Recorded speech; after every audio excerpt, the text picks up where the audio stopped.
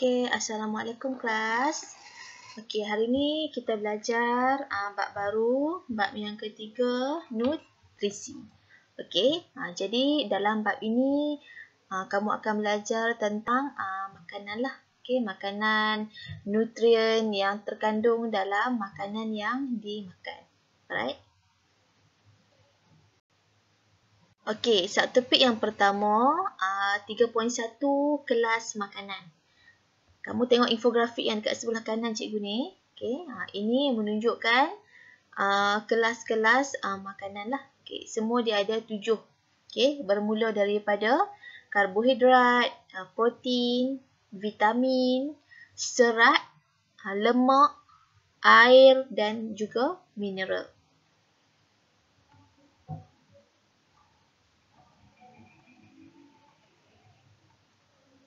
Okay, so ada 7 lah.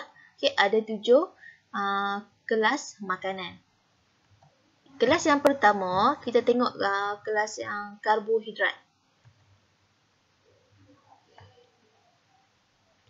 Okey, untuk karbohidrat, okey, dia ada bersumberkan 3 lah. Okey, contoh yang pertama ditunjuk kat sini kanji kan. Okey, kanji sumbernya kita boleh peroleh daripada nasi, roti, ubi kentang, okey, semua jenis tumbuhan, makanan yang umbisi. Okay, ubi kentang, ubi kayu.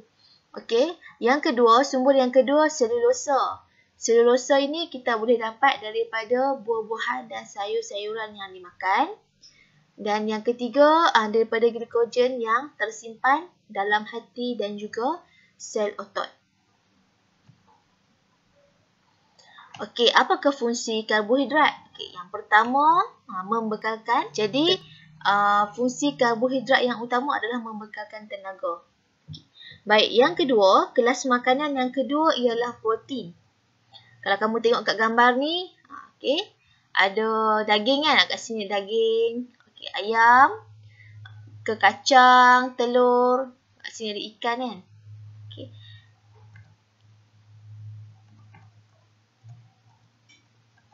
Okey.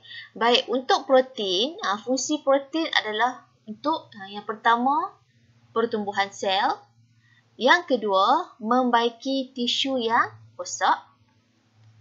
Dan seterusnya, untuk pembentukan enzim, hormon, hemoglobin dan juga antibodi. Okey, hemoglobin ini adalah satu bahan, okey, yang terkandung dalam sel darah merah kita. Okey, hemoglobin ini berfungsi untuk mengangkut oksigen ke seluruh sel-sel badan. So pentinglah hemoglobin ini sangat penting. Baik, dan juga antibodi. Antibodi ni macam biasalah dihasilkan oleh sel darah putih. Kelas makanan yang ketiga, lemak. Okey, sumber lemak kita boleh peroleh daripada makanan contohnya seperti mentega, okey, keju, minyak sayuran, ke kacang dan juga beberapa contoh makanan yang lain lah. Baik, jadi apakah fungsi lemak? Okay, yang pertama untuk membekalkan tenaga. Okey, untuk lemak, dia punya tenaga, tenaga yang dibekalkan oleh lemak adalah 2 kali ganda lebih banyak berbanding dengan tenaga yang dibekalkan oleh karbohidrat. Baik, selain daripada itu, lemak juga berfungsi untuk mengekalkan suhu badan dan juga mengangkut vitamin adik. Vitamin A, D, E dan juga K, vitamin yang larut dalam lemak. Kelas makanan yang keempat ialah pelawas, fiber. Okay, sumber bagi fiber kita boleh peroleh daripada bijiri, buah-buahan, sayuran yang berdaun. Okay, fungsi bagi pelawas ialah merangsang peristalsis. Okay, apa itu peristalsis? Okay.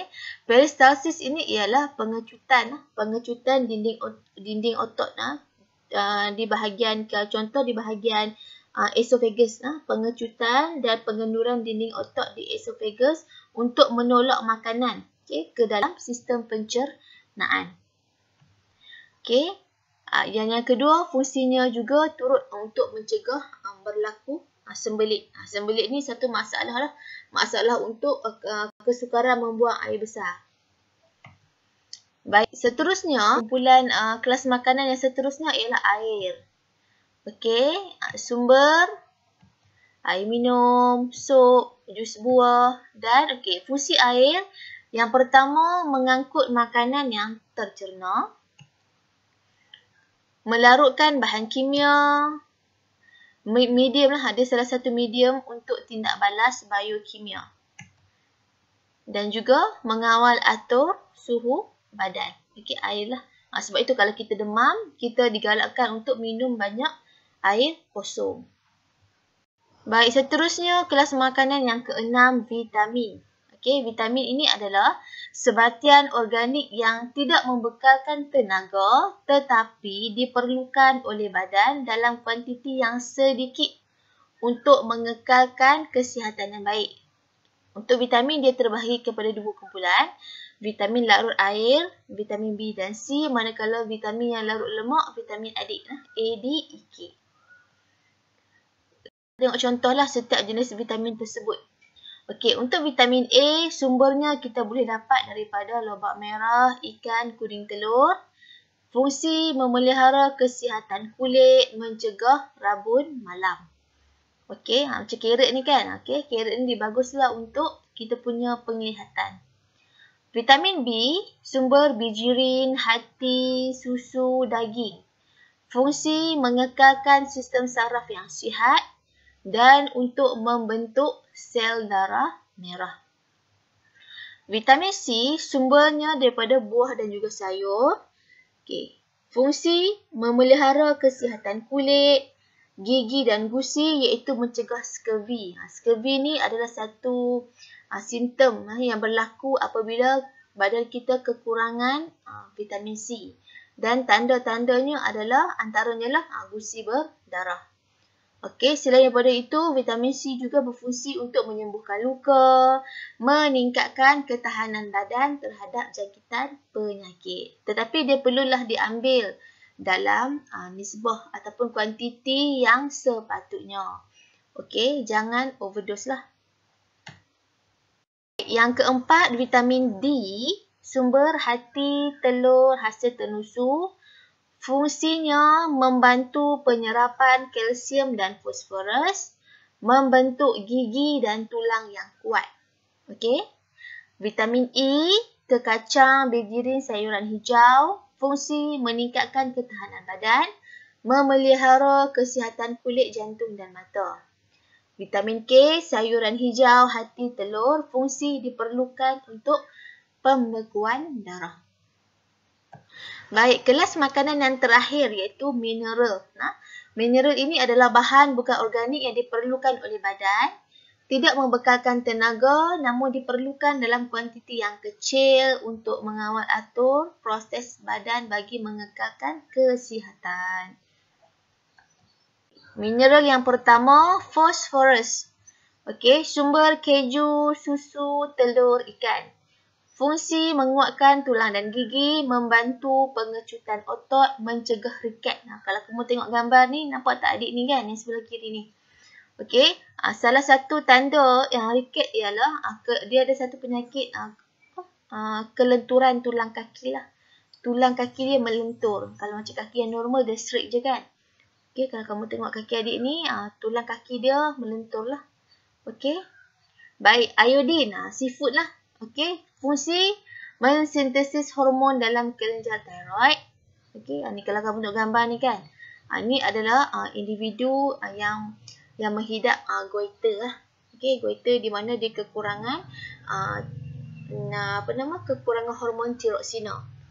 Okey, kalium, sumber ikan, pisang, kacang, buah-buahan. Fungsi mengekalkan fungsi sistem saraf dan otot yang normal. Mengekalkan keseimbangan bendalir dalam badan. Okey, natrium. Kita boleh peroleh natrium daripada garam lah. Okey, garam ataupun keju. Mengekalkan keseimbangan bendalir dalam badan. Mengekalkan fungsi sistem saraf yang normal. Kalsium, susu telur, keju, yogurt, ikan bilis. menguatkan tulang dan gigi, membantu pembekuan darah, mengekalkan fungsi normal sistem saraf dan otot. Okey, besi, ialah sumbernya hati, daging, sayuran hijau. Dia punya fungsi membentuk hemoglobin dalam sel darah merah dan juga mencegah anemia. Anemia ni adalah salah satu penyakit kekurangan oksigen dalam darah. Kenapa kurang oksigen? Sebab kurang hemoglobin. Fungsi hemoglobin angkut oksigen. So, bila tiada hemoglobin berkurang, maknanya oksigen pun akan berkurang dan boleh menyebabkan anemia. Alright?